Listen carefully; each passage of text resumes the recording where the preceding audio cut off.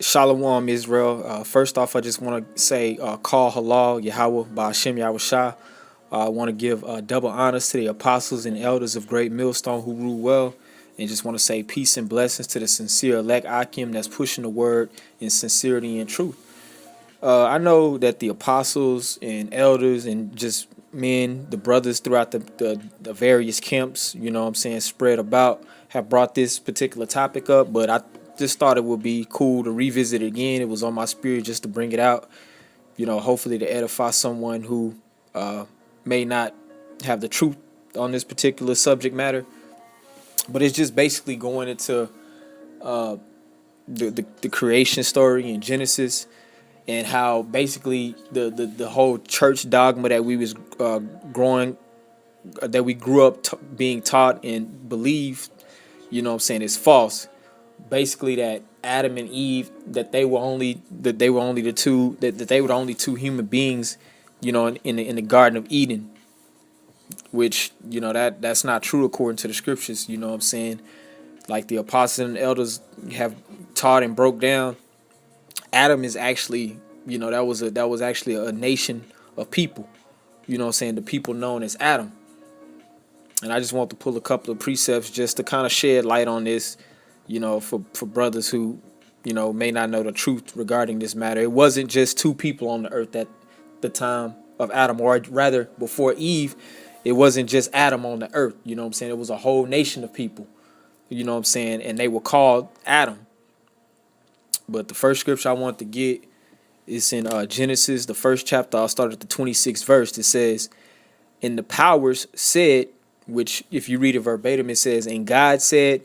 But if you look up that word God in the Hebrew, it's Alahayim, and it means powers. And you can go to Genesis 1:1. You know what I'm saying? That further clarifies that. But that word God right there in that verse, it means powers, or Alahayim in the Hebrew. It says, "And the power said, let us make man in our image and after our likeness." So that shows right there that it ain't just the Most High himself that gave that commandment. You know what I'm saying? It was the powers, meaning the Most High, which he gave the authority to his son Yahweh Shah and the angels. But it said, let us make man in our image after our likeness, and let them have dominion over the fish of the sea, and over the fowl of the air, and over the cattle, and over all the earth, and over every creeping thing that creepeth upon the earth. So I'm gonna read that part again. It says, I'll just start over. Genesis 1:26. It says, "And the power said, let us make man in our image after our likeness, and let them," that's the key word, "and let them," that means plural right there. It says, "and let them have dominion over the fish of the sea, and over the fowl of the air," and so on and so forth. But that's the point. It's not just talking about one single man that was created, which the church and just dogma and religion will have you think that Adam was the only creature, the only man that the Most High created, in the creation story. But that's false according to the scriptures. Because it says, "and let them have dominion." So that means plural. You know what I'm saying? But I just want to go further. Or actually, I'm going to read that again, and I want to break down that word man. That's what I want to do. Salakia. I'll read it again. Genesis 1:26. It says, "And the power said, let us make man in our image." So I looked up that word man in the Hebrew in that particular verse. And it is H 120, Adam, or Adam. But hold on, brothers, I just want to pull it up for y'all.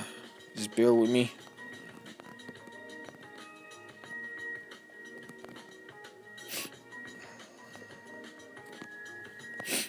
Okay, so yeah, it's Adam or Adama, or it's actually Adama, and that word means when you break it down, it means man, mankind.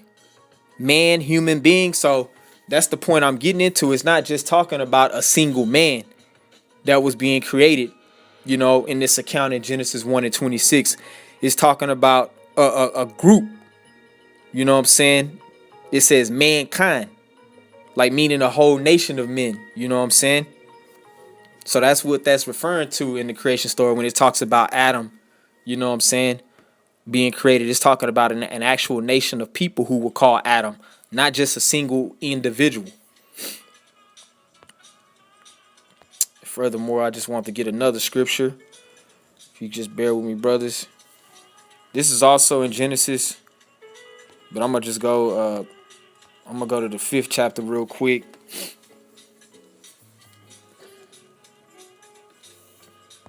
And I'll just start right at the top. This is Genesis 5 and 1. It says, "This is the book of the generations of Adam. In the day that the Most High created man," or rather, we know that word God, in the Hebrew is Elohim, which it actually means powers. You know what I'm saying? Meaning Yahweh Shai and the angels. It says, "In the day that the powers created man, in the likeness of the powers made he him." You know what I'm saying? Talking about mankind. It says, "Male and female created he them." So right there, that's plural. It's actually talking about more than one. And people could get simple right here and says, well, it's talking about male and female. That's what it's referring to, the them.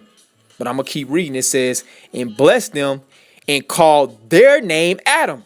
So it's talking about, so that debunks if people try to say that it's talking about male and female created he them as being the plural that I'm talking about. But it further goes on. It says, "And blessed them and called their name Adam." So you have male and female human beings on the earth at that time that were called Adam. It says, "In the day when they were created." I'm going to read that again. It says, Genesis 5 and 1. "This is the book of the generations of Adam. In the day that the powers created man," meaning mankind, plural, not just one actual individual man, but mankind, male and female, like we're gonna get in verse 2. It says, "In the likeness of the powers made he him. Male and female created he them, and blessed them and called their name Adam, in the day when they were created." So that just goes to further prove, man. Male and female, he created them and blessed them and called their name Adam, meaning the mankind, the people that were on the earth at that time, they were called Adam. So, when the scriptures, break down the creation story and it talks about Adam and the creation of Adam, is not talking about just that one single being, but it's actually talking about a nation of people. You know what I'm saying?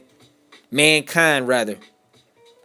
So, brothers can look more into this for yourself, to be fully persuaded in your own mind. But I just thought it would be, cool to just bring it up, because it's something that may come up.